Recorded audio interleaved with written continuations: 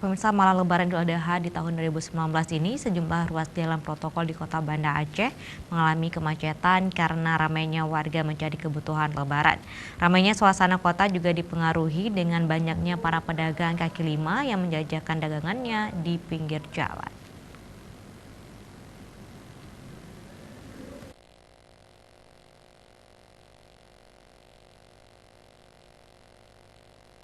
Sejumlah ruas jalan protokol atau di pusat perdagangan mengalami kemacetan karena ramainya warga mencari kebutuhan untuk Lebaran.